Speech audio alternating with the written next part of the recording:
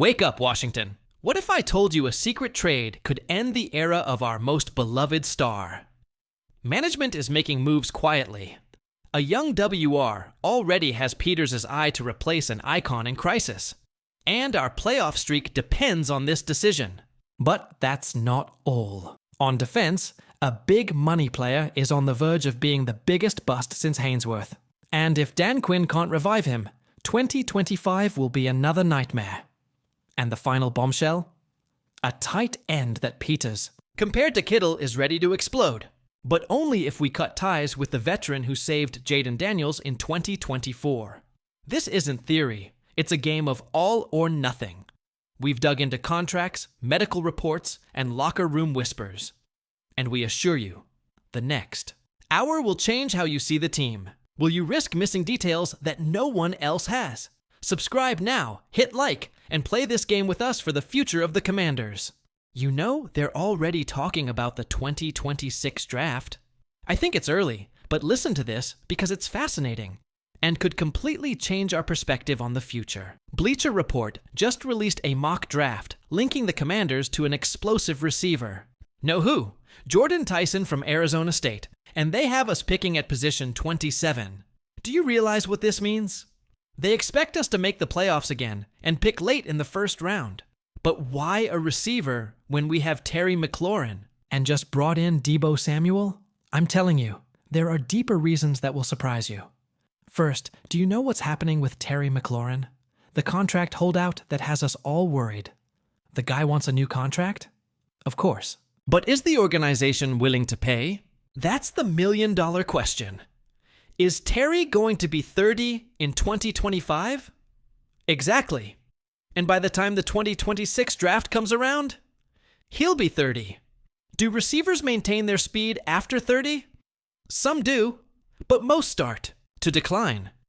And what about Deebo Samuel? The guy's coming off a disappointing season and is in a contract year.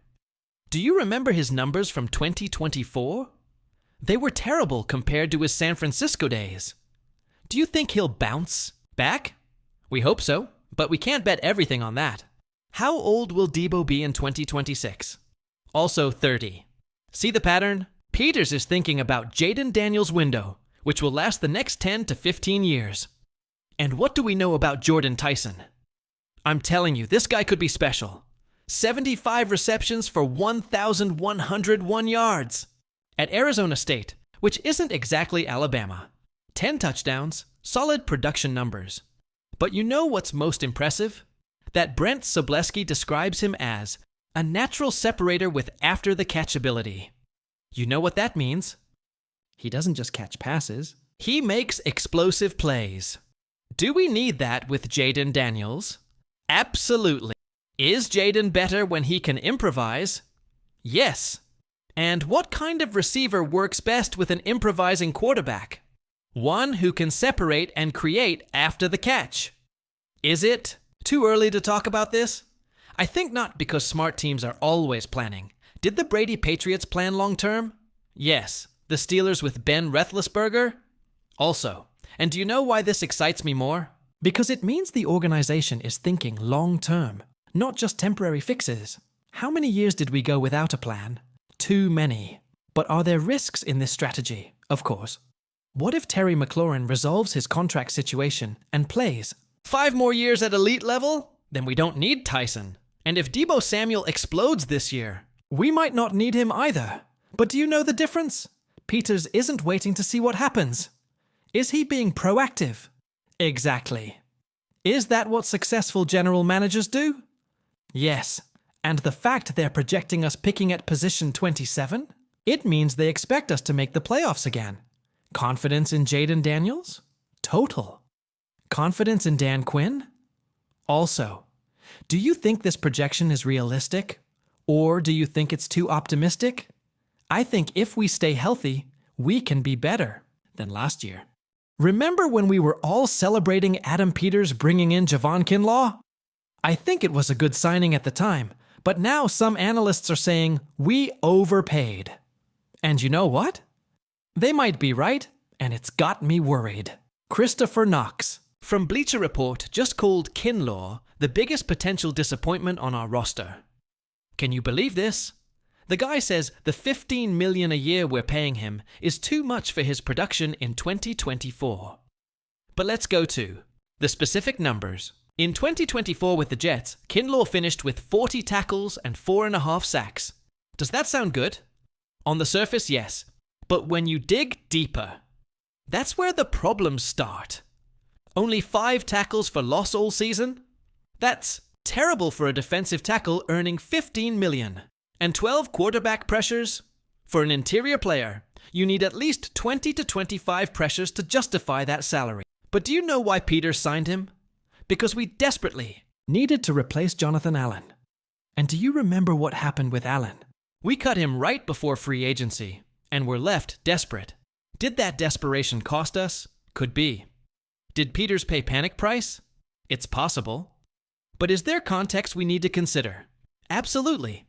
First, Kinlaw's injury history. It's been horrible. Since entering the NFL in 2020, he struggled with knee injuries constantly. Does that explain his lack of production? Partially. But do you know what worries me the most? Knox also mentions that Kinlaw only generated 12 quarterback pressures. For a defensive tackle, that number is extremely low. Compare him to other players. Chris Jones from Kansas City generated over 30 pressures. Aaron Donald before retiring, over 40. Even average players generate between 20 to 25. So why did Peters bet so heavily on him? I think there are several reasons. First, Peters knew him from San Francisco, where Kinlaw showed flashes of brilliance when healthy. Second reason, the pedigree. Kinlaw was a first-round pick in the 2020 draft? Yes. Is the raw talent there? Absolutely. Has the problem been health and consistency? Exactly. Third reason, the desperate need. With Allen gone, what options did we have? Very few. Was the free agency market for defensive tackles strong? Not really. But are there positive signs? Yes. That Kinlaw played 17 games with the Jets? That's more games than he'd played in previous years. Does that suggest he's finally healthy? We hope so. And another hopeful sign? That Dan Quinn has had success developing defensive lines. In Dallas? Yes. In Atlanta? Also. Seattle? Of course. Can Quinn bring out the best in Kinlaw? I think he can. Does Quinn's scheme favor players like Kinlaw? Depends on how they use him. As a pure pass rusher? Might work. As a run stopper? That's the question. But what's the biggest risk? That if Kinlaw doesn't produce, not only do we lose $15 million, but our defensive line becomes a weakness. And what does that mean? Other teams are going to attack right there. Will the run defense suffer? Possibly. Will the pass rush be inconsistent? Could be. And does that put more pressure on our linebackers and defensive backs? Absolutely. But is there a scenario where everything works? Of course. If Kinlaw finally stays healthy, he could be dominant. If Quinn finds the perfect way to use him, he could be the player that changes our defense. Do you remember how Kinlaw was at his best in San Francisco? He was unstoppable. The combination of size, speed, and technique? When everything clicked, he was elite. Will we see that version in Washington? That's the $15 million question. Is Knox being too harsh? Could be. Or is he being realistic? Also possible. But you know what? We'll find out soon. Is training camp crucial? Yes. Are preseason games going to tell us everything? We hope so. Do you know what offensive position will have the biggest transformation in 2025? I'm telling you, tight ends will be completely different. And it all depends on whether Ben Sinnott finally makes the leap Adam Peters has been expecting since drafting him. Remember how excited Peters was when he picked Sinnott? He compared him to Kyle Juszczyk and George Kittle. Do you realize those comparisons? We're talking all-pro players, Hall of Fame potential, and Peters saw that in Sinnott from the draft. But what happened in his rookie season? A total disappointment that left us all wondering if Peters was wrong. Only 5 receptions, while Zach Ertz caught 66 passes. Did the 33-year-old veteran dominate the future prospect? Exactly. But you know what's craziest about all this? Ertz had his best season in years. 66 receptions. His second best mark since 2019. 7 touchdowns. His best record since 2018. Did the guy discover the fountain of youth? Seems like it. And was that good? For the team? Absolutely. Was Ertz crucial in Jayden Daniels' development? No doubt. But did it create a problem for Sinnott? Totally. What was the original expectation? That Sinnott would gradually take more snaps throughout the season. That he'd be the primary tight.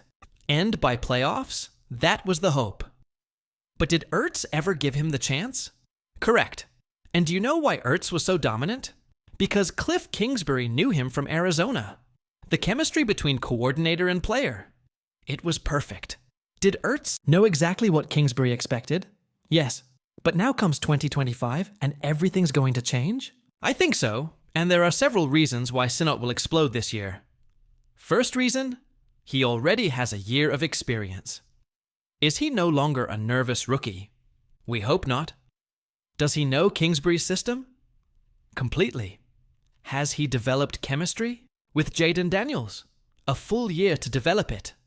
Second reason, the tools are there. Speed to stretch the field on seam routes? Yes. Reliable hands from college? Absolutely. Precision on routes? His strength at Kansas State. Third reason, Ertz's age. 33 isn't young for a tight end? No. Can he maintain that level for much longer? Probably not. Does the organization need to prepare for the future? Yes. But is there more complexity? In this situation, of course. Because it's not just Sinnott versus Ertz? Correct. Are there other players in the mix? Absolutely. Is John Bates still the blocking tight end? Yes. And is he very good at that? Extremely good. But as a receiver, very limited. Is that going to change? Probably not. But here's the wild card, Colson Yankoff. Do you know who this guy is? Peters signed him as an undrafted free agent from UCLA. And you know what's crazier? He might be even more versatile than Sinnott. Is Yankoff more like Juszczyk than Sinnott? According to analysis, yes. Positional versatility? He has it. Athleticism for deep plays? Also. Can he line up as a fullback? For sure. And what does that mean for the offense? That Kingsbury will have options he never had before. Double tight end formations? Yes. 3 tight ends on the field? Possible. Alignments that confuse defenses? Absolutely. But do you know what Peters' master plan is? To recreate the San Francisco system here in Washington. Does Kyle Shanahan use versatile tight ends? Yes. Kittle, Juszczyk, and others? Exactly. Does Kingsbury share that philosophy? Seems like it. And does Dan Quinn agree? Keeping Yankoff on the roster suggests yes. Does that mean everyone's on the same page? We hope so. But what's the pressure on Sinnott? Immense. Because if he doesn't produce this year, he may never produce. Do tight ends typically make their leap in their second year? Yes. If it doesn't happen, what does it mean? That he might be a bust? And would that be devastating? For Peters, yes. Because it was one of his first major picks? Exactly. And because the comparisons to Kittle were so public? Yes. But are there positive signs? Many. Did Sinnott look good in practices? According to reports, yes. Did his route running improve during the season? Absolutely. Does Daniels trust him? More and more. And do you know what could be the deciding factor? Ertz's health. If the veteran gets injured, Sinnott has to be ready. If Ertz maintains his level, we might have to use more multi-tight end formations. Would that be bad? Not at all. Because imagine this. Ertz running routes down the middle, Sinnott exploiting mismatches with linebackers, and Yankoff creating confusion from different positions. Can defenses cover that? Very difficult. Especially with Terry McLaurin and the running backs? Impossible. And with Jayden Daniels improvising? It would be a nightmare for defenses. But does everything depend on Sinnott making the leap? Exactly. If he doesn't, we'll still rely on Ertz, and that's not sustainable long term. Do you think Sinnott will explode in 2025? Or do you think Ertz will continue dominating? And what about Yankov as the wild card? I think this unit will be key to our offensive success. Is the ceiling of this offense dependent on the tight ends? Partially. Because if we have 3 tight ends who can make plays, Kingsbury will have endless options. And what does that mean for Jaden Daniels? That he'll have reliable targets all over the field. But what's the biggest risk? That if Sinnott doesn't produce, not only do we lose a draft pick, but we limit our offensive ceiling. And with the expectations we have, that's not acceptable. Is training camp crucial? Yes. Are we going to see if Sinnott is finally ready? We hope so. And if Yankov can be the surprise of the year, it would be incredible. Will Kinlaw prove he's worth those $15 million? Is that 2026 mock draft too early? Or is Peters already thinking about the future? And will Ben Sinnott finally justify that second-round pick? These are the questions that will define our 2025 season. Do you trust Peters? Do you think these decisions will take us to the Super Bowl? Or do you think we're taking too many risks? Let me know in the comments what you think about each of these news items. Which one excites you the most?